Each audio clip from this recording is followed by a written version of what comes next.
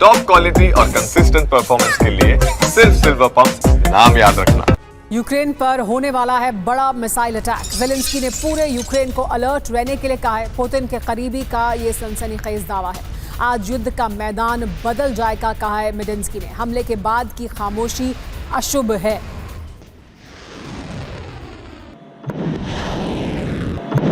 क्या बहुत जल्द सबसे बड़ा बदला लिया जाएगा रूस द्वारा?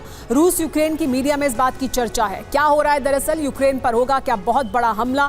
ज़ेलेंस्की के आदेश से मिले हैं ये संकेत। सायरन पर अलर्ट रहने का आदेश दिया गया है। कीव में मिसाइल अटैक संभव है।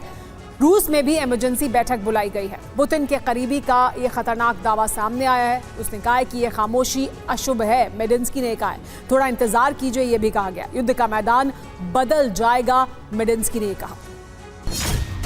यूके फ्रांस ने अमेरिका का रुख देखकर प्लान बी एक्टिवेट कर दिया है। यूरोप का कॉलिजन ऑफ विलिंग ग्रुप अब लंबे समय तक यूक्रेन को हथियार देने का बंदोबस्त कर रहा है। अमेरिका यूक्रेन में यूरोपीय सैन्य तैनाती के खिलाफ अब यूरोप के देश युद्ध जारी रखने के लिए यूक्रेन को मदद देते रहेंगे। रूस यूक्रेन युद्ध से जुड़ी इस वक्त की बड़ी खबर ये कि रूस ने यूक्रेनी सैनिकों के बंकरों पर हमले किए। रूसी ड्रोन अटैक में कई यूक्रेनी सैनिकों के मारे जाने का दावा किया जा रहा है। सेवर्स्की के पास यूक्रेनी सैनिकों के बंकरों पर रूस द्वारा ये हमले किए गए। एक और बड़ी खबर ये कि रूसी एयरबेस पर हमले का एक और वीडियो अब सामने आया है।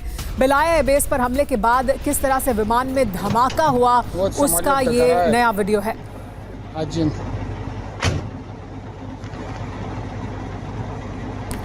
और आइए अब आपको ये बताते हैं कि यूक्रेन के हमलों में रूस के कौन कौन से बॉम्बर ध्वस्त हुए हैं, पुतिन को कितनी चोट पहुंची है। रूस के जो ध्वस्त हुए बॉम्बर हैं उनकी तस्वीर भी सामने आ चुकी है। एक एक कर जानकारी सामने आई है। बेरेव A-50 early warning and control aircraft को दुश्मनों के डिफेंस सिस्टम की काट माना जाता था। $350 मिलियन लागत का ये विमान था। इल्यूशन 276 पर आधारित है। इसके अलावा तुपोलेव Tu-95 4 इंजन वाला बम वर्षक है। मिसाइल लॉन्च प्लेटफॉर्म है। परमाणु हथियार ले जाने के लिए बनाया गया है। लंबी दूरी के मिशन के लिए डिजाइन किया गया है। एक बार में अमेरिका तक उड़ान भरने में भी सक्षम है। इसे भी ध्वस्त कर दिया गया। Tupolev Tu-22 high speed missile ले जाने में सक्षम है। 4000 किलोमीटर प्रति घंटे की स्पीड सिर्फ अमेरिका और फ्रांस के पास इसे रोकने की क्षमता है।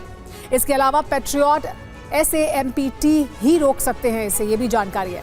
इसको भी नष्ट किया गया। तुपोलेव Tu-160 सबसे आधुनिक रणनीतिक बम वर्षक, दुनिया का सबसे बड़ा ऑपरेशनल जेट, 15 क्रूज मिसाइल ले जाने में सक्षम। 1987 से रूस की एयरफोर्स में मौजूद था और इसको ध्वस्त किया गया है। इस हमले के बाद पुतिन बहुत भड़के हुए हैं क्योंकि 3 साल में यह पहली बार है जब यूक्रेन ने रूसी धरती पर न सिर्फ इतना बड़ा हमला कर दिया है बल्कि रूस के 40 बॉम्बर का सामूहिक दहन कर दिया है। सवाल यही है कि आखिर यूक्रेन रूसी धरती पर इतना बड़ा हमला करने में कामयाब कैसे हुआ? चारों एयरबेस और नेवल बेस पर जो रूस के घातक एयर डिफेंस तैनात थे वो फेल क्यों हो गए? क्या इसके पीछे यूरोप और नेटो का कोई बड़ा षड्यंत्र है? उससे भी बड़ा सवाल यह है कि रूस में ज़ेलेंस्की के ऑपरेशन पर्ल हार्बर का अंजाम क्या होने जा रहा है। इस दावे के मुताबिक यूक्रेन ड्रोन हमला कर रूस के 1-2 नहीं बल्कि 40 बॉम्बर और एयरक्राफ्ट का सामूहिक दहन कर दिया है। इस हमले का मतलब यह हुआ कि यूक्रेन ने रूसी सेना को अब तक का सबसे बड़ा जख्म दे दिया है। यूक्रेन ने रूस में पर्ल हार्बर जैसा हमला कर दिया है। यूक्रेन ने पहली बार रूस के एयरबेस पर तैनात एयर डिफेंस को भेद दिया है। यूक्रेन के इस हमले के बाद पूरे रूस में आपातकाल लग गया है। पूरे रूस में एयर अलर्ट जारी कर दिया गया है। रूसी एयरफोर्स ने अपने बॉम्बर और फाइटर जेट को छिपाना शुरू कर दिया है।